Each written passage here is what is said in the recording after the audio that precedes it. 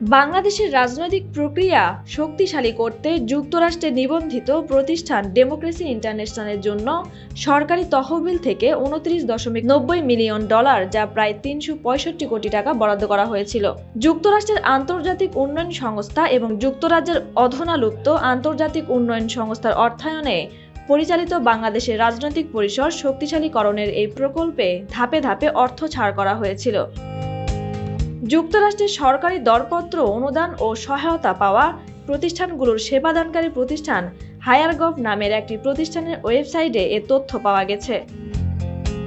হায়ারগভের সাইটে এমন তথ্য মেলে, বাংলাদেশের ডেমোক্রেসি ইন্টারন্যাশনালের এসপিএল বাস্তবায়নে যৌথভাবে অর্থায়ন করেছিল ইউএসএআইডি এবং জিএফআইডি।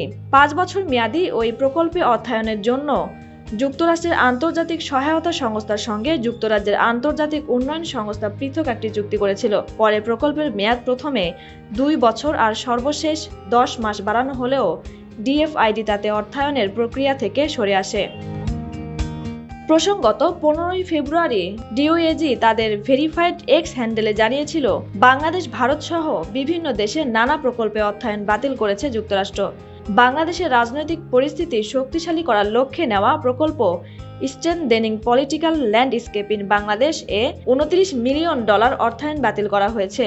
আর গত শুক্রবার প্রেসিডেন্ট ট্রাম্প এসপিএল এ অর্থায়ন বাতিলের বিষয়টি ফের উল্লেখ করেন। প্রেসিডেন্ট ট্রাম্প বাংলাদেশে প্রকল্পে যে অর্থায়ন বাতিলের কথা বলছেন, সেটি শুরুই হয়েছিল 2017 সালে, অর্থাৎ তিনি নিজেই ওই সময় প্রথম মেয়াদে যুক্তরাষ্ট্রের প্রেসিডেন্ট ছিলেন। প্রকল্পটি যেহেতু মার্কিন করদাতাদের অর্থে পরিচালিত, তাই এই অর্থায়ন বিষয়ক তথ্যগুলো জনসমক্ষে প্রকাশিত। এই তথ্য কোনো গোপন দলিল নয়। তাছাড়া বাংলাদেশে নিবন্ধিত কোনো দেশীয় বেসরকারি সাহায্য সংস্থার জন্য উন্নয়ন সহায়তা বা অনুদান আসেনি, ফলে তা এনজিও বিষয়ক ব্যুরোর মাধ্যমে ছাড়ের সুযোগ নেই। হায়ারগভের ওয়েবসাইটের তথ্য অনুযায়ী 2017 সালে ডিআইয়ের প্রকল্প শুরুর পর থেকে 2022 থেকে 2025 সালে শেষ হওয়া বিভিন্ন কর্মসূচির জন্য অর্থ বরাদ্দ করা হয়েছে। এর মধ্যে 2022 সালে শেষ হওয়া প্রকল্পের জন্য 16 দফায় প্রায় $20 মিলিয়ন বরাদ্দ করা হয়েছিল। এছাড়া 2024 সালে শেষ হবে এমন প্রকল্পের জন্য প্রায় $9 মিলিয়ন বরাদ্দ করা হয়েছে।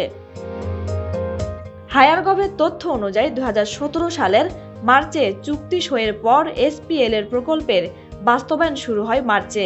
বাংলাদেশে যুক্তরাষ্ট্র দূতাবাসের মাধ্যমে $29 মিলিয়ন সহায়তার জন্য চুক্তি হয়েছিল। Tanzila Akter, news now 24।